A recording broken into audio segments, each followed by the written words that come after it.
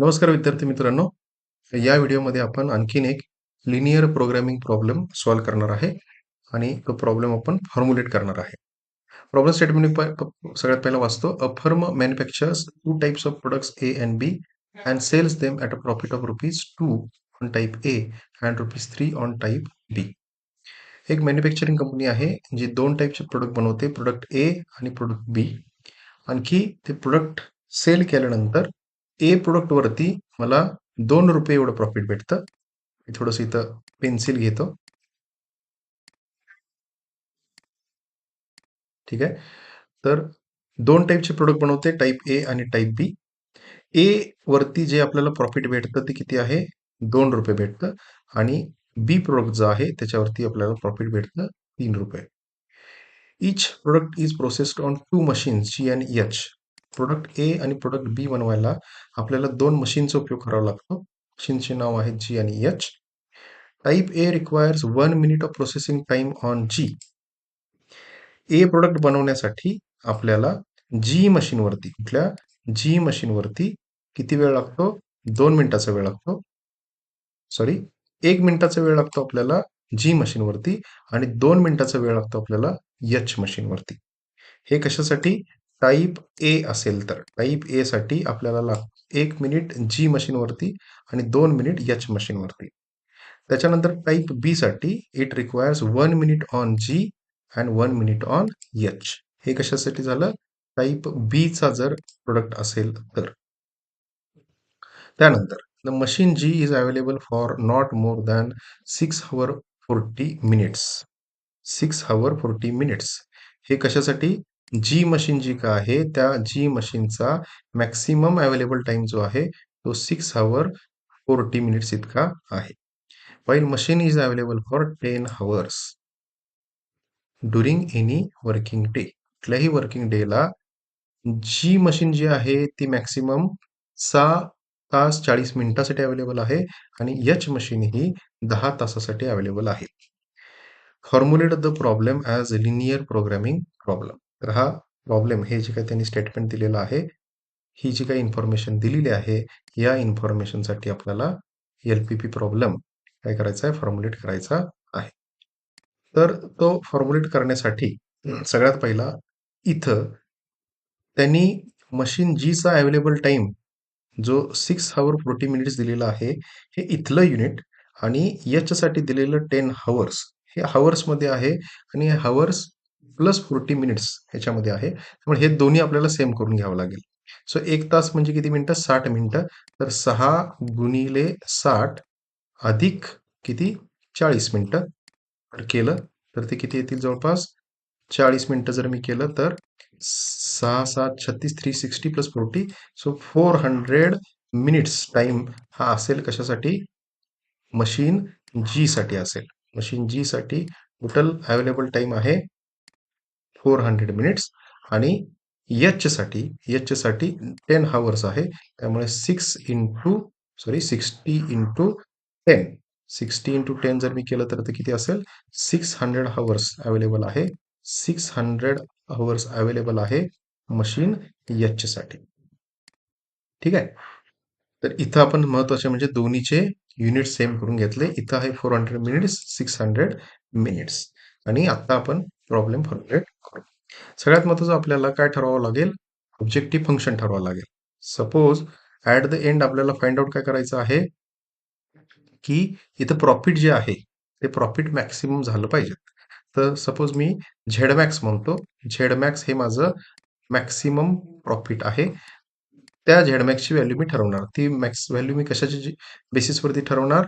Product ए sale केल्यानंतर मला किती प्रॉफिट भेटतं आणि प्रोडक्ट बी सेल केल्यानंतर मला किती प्रॉफिट भेटतं. आता सपोज मी प्रोडक्ट ए जो आहे त्या प्रोडक्ट ए चे किती बनवलेले मी? तसे एक्स प्रोडक्ट बनवले.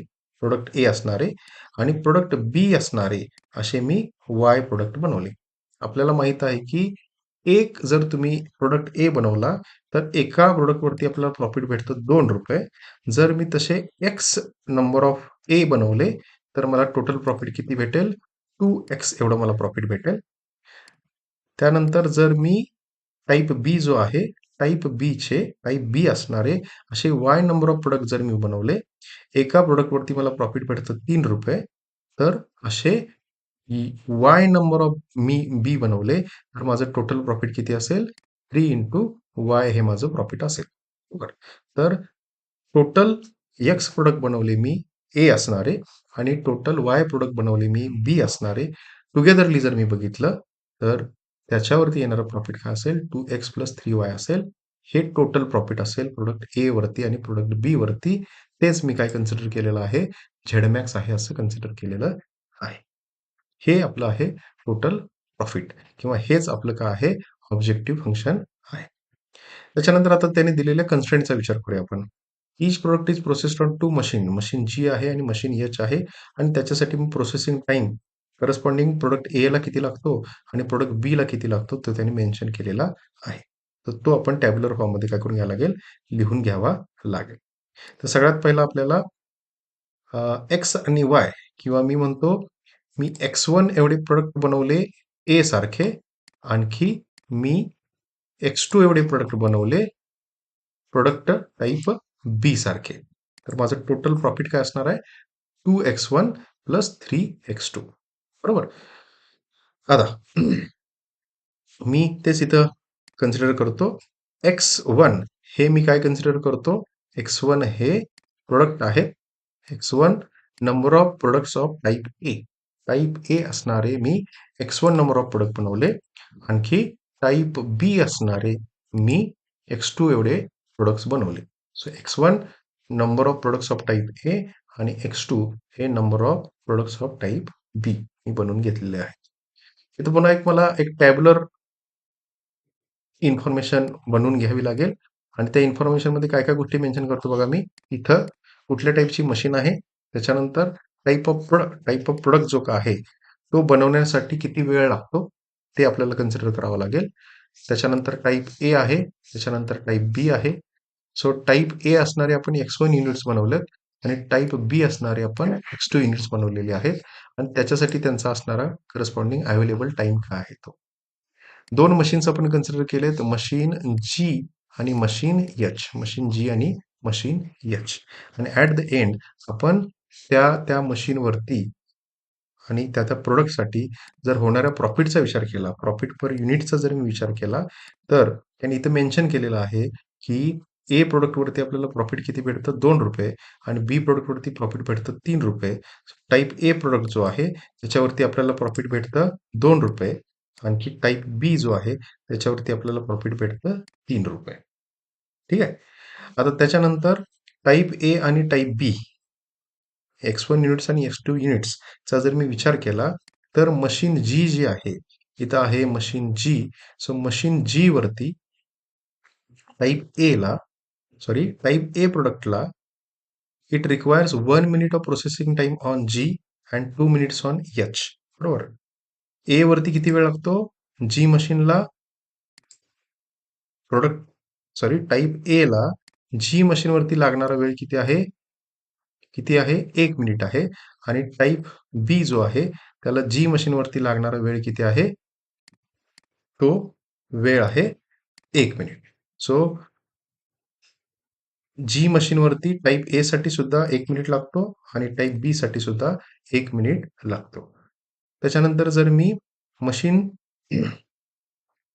टाईप ए साठी आणि टाईप बी साठी जर मी मशीन एचचा विचार केला, तर टाईप ए साठी मला वेळ लागतो 2 मिनिटं आणि टाईप बी साठी मला वेळ लागतो 1 मिनिट. हां, सो त्यांनी इथे मेन्शन केलेला आहे. So type B requires 1 minute on G and 1 minute on H. So इथं टाईप बी साठी 1 minute on H, 1 minute on G हा इथं आपण लिहून घेतला. आणि टाईप ए साठी जी मशीनवरती 1 मिनिट वेळ लागतो आणि एच मशीनवरती 2 मिनिटाचा वेळ लागतो. त्याच्यानंतर टोटल अवेलेबल टाइम त्याने दिलेला आहे. मशीन एच साठी अवेलेबल टाइम किती आहे टोटल? मशीन एच साठी अवेलेबल टाइम किती आहे टोटल? 400 मिनिट्स. टोटल 400 मिनिट्स आपल्याकडे अवेलेबल आहेत. आणि मशीन एच साठी अवेलेबल टाइम किती आहे? Total 600 minutes. त्याचं कॅल्क्युलेशन आपण इथे केलं. ठीक आहे. सो हा असा टॅब्युलर इन्फॉर्मेशन आपण इथे लिहून घेतलेली आहे. आत्ता मग आपण काय करू, ऑब्जेक्टिव्ह फंक्शन लिहून घेऊ. ऑब्जेक्टिव्ह फंक्शन इथे मी आता लिहिलेलं होतंच. तर ते ऑब्जेक्शन फंक्शन काय आहे बघा, आपल्याला ॲट द एंड जे प्रॉफिट आहे, ते प्रॉफिट वाढलं पाहिजे. सो त्या दृष्टीनं झेड जर मी ऑब्जेक्टिव्ह फंक्शन कन्सिडर केलं, तर ऑब्जेक्टिव्ह फंक्शन माझं काय असेल, Z is equal to 2x1 plus 3x2. इथं x1 म्हणजे number of products of type A आणि x2 म्हणजे number of products of type B. आता ऑब्जेक्टिव्ह फंक्शन मी लिहून घेतलं. ऑब्जेक्टिव्ह फंक्शन नंतर मला काय मेन्शन करावे लागतील, कन्स्ट्रेंट मेन्शन करावे लागतील. आपल्याला प्रॉब्लेममध्ये त्यांनी किती कन्स्ट्रेंट दिलेले आहेत बघा. हे 2 कन्स्ट्रेंट त्यांनी दिलेले आहेत. बरोबर. सो पहिला कन्स्ट्रेंट त्यांनी दिलेला होता.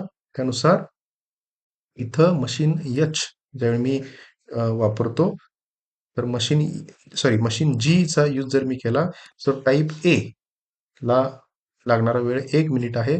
टाइप बी ला लागणारा मिनिट हा सुद्धा 1 मिनिट आहे आणि टोटल अवेलेबल टाइम जो आहे जी मशीनचा तो 400 मिनिट आहे. त्यामुळे माझा पहिला कन्स्ट्रेंट मी कसा लिहीन, की x1 plus x2 is less than 400, कारण मॅक्सिमम टाइम जो अवेलेबल आहे तो 400 मिनिट आहे. बरोबर. So it has to be less than or equal to, maximum available time आहे 400 किंवा ॲटमोस्ट टाइम जो काय आहे अवेलेबल आहे तो 400 आहे. हा कन्स्ट्रेंट मी लिहून घेतला मशीन जी साठी. आणि आता मला मशीन एच साठी सुद्धा तसा कन्स्ट्रेंट लिहून घ्यावा लागेल.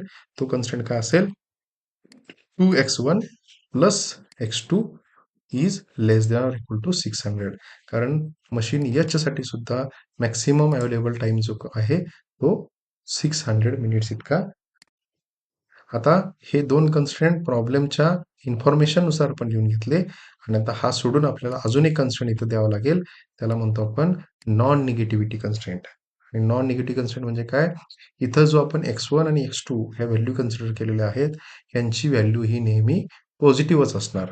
म्हणजे मी एकतर x1 आणि x2चं उत्तर 0 घेऊ शकतो किंवा पॉझिटिव्ह घेऊ शकतो. आपण x1 आणि x2चं उत्तर निगेटिव्ह कन्सिडर करू शकत नाही. त्यामुळं मी x1 आणि x2 चं उत्तर x1, x2 is always greater than or equal to 0 हा तिसरा नॉन निगेटिव्हिटी कन्स्ट्रेंट असेल.